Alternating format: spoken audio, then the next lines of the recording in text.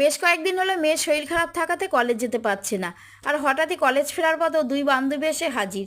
সারাদিন কলেজ করে আসার পরে আমি ওদের জিজ্ঞাসা করলাম, তোরা কিছু খাবি? বললো, আন্টি আমরা এখন আর কিছু খাবো না, আমাদের একটু পাস্তা বানিয়ে দাও। কি করব, রান্না করে গিয়ে দেখি পাস্তার কৌটোয় পাস্তা নেই। উপায় না পেয়ে কিছুটা আটা আর ময়দাকে একটু লবণ আর একটু জল দিয়ে মেখে নিয়ে এইভাবে পাস্তাগুলোকে কাঁটা চামচে রেখে করে নিলাম। গরম জলের মধ্যে একটু লবণ দিয়ে পাস্তাগুলোকে সিদ্ধ করে নিলাম, সিদ্ধ করে তুলে নিয়েছি। একটা ফ্রাই প্যানের মধ্যে দুটো ডিম ফাটিয়ে ভুজিয়া বানিয়ে নিলাম। আর একটু তেল দিয়ে পেঁয়াজ কুচি, ক্যাপসিকাম কুচি, গাজর কুচি, লঙ্কা কুচি আর সিদ্ধ করে রাখা বাঁধাকপি, পরিমাণ মতো লবণ, গোলমরিচ গুঁড়ো আর একটু লঙ্কার গুঁড়ো দিয়ে ভালো করে পাস্তাগুলোকে দিয়ে ভালো করে ভেজে নিয়েছিলাম। ভালো করে ভাজার পরে এবার ওর মধ্যে দিয়ে দিলাম একটু টমেটো কেচাপ আর একটু সোয়া সস।